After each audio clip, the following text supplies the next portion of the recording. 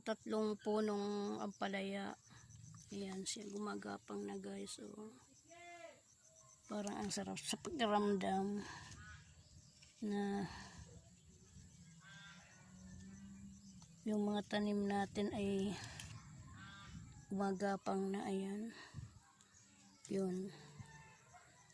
Green na siya. Nakakatuwa. Sana ay wag mong kainin ng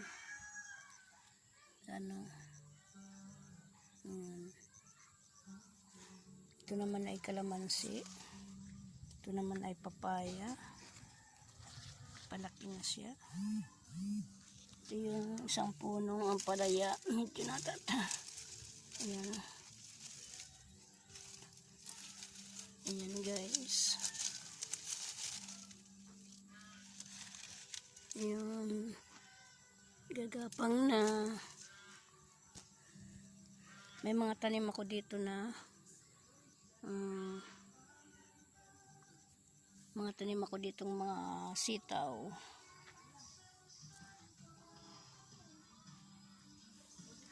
Yan ang mga sitaw, pero hindi ko pa alam kung kailan tutubo. Marami kong naitanim na sitaw. Aywan ko kung ano naman ay tinanim ng pamangking ko. Ayan.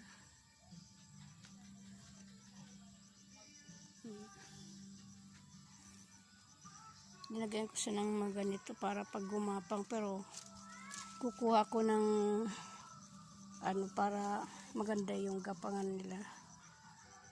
Yan, kakatuwa. Yun ang aking cross. Yan, ganda ng mga bulaklak, oh, pulang pula, ganda, oh. Dati pinutulan ko tong mga ito kasi ang tataas saka ang papayat. Kaya ayun, pinutulan ko siya. Yan, gumanda yung mga bulaklak niya. Yan.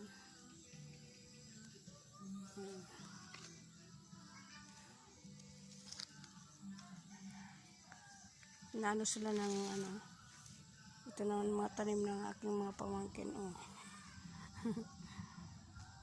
Ito dati na tong ito dating ang tataas nito. Pinutol ko rin yung kanilang yan. Tumubo na sila, oh. Ayan, mamulaklak na. Ayan, mamulaklak na siya. Ito ay kulay pink.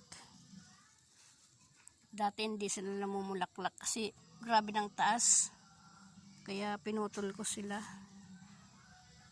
Ayan. Tumaba na. Tapos na diligan pa ng ulan. Ayan. Ayan. Dito ko sila pinutol, oh.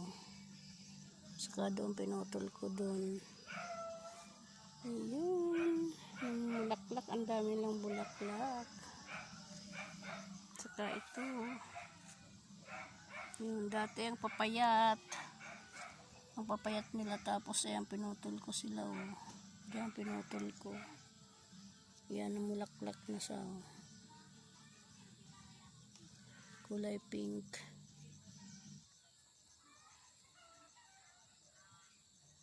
Yan.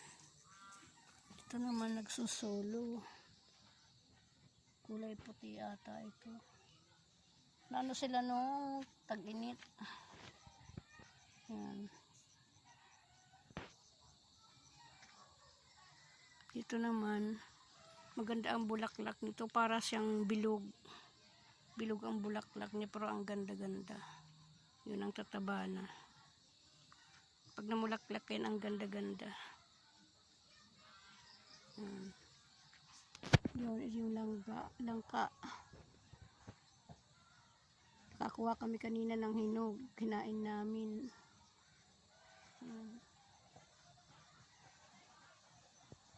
Langka.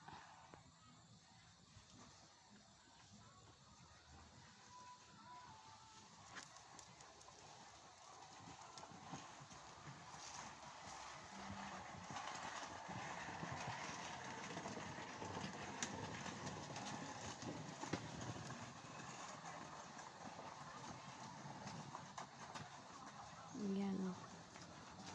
Daanan ng motor, daanan ng mga kalabaw.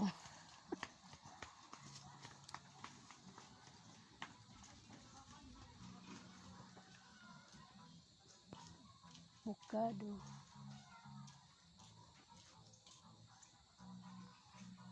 Green na green na.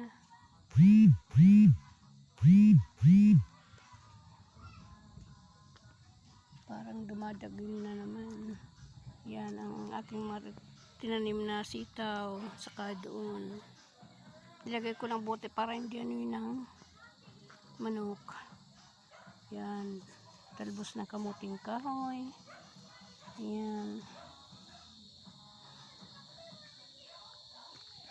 Ito yung tinanim ko. Ayan, tumubo na rin.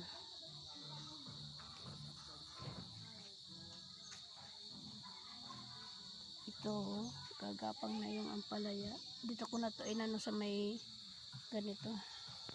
Sukuran para dyan sa gumapang. Ito naman, yung puro pagulong kung tawagin.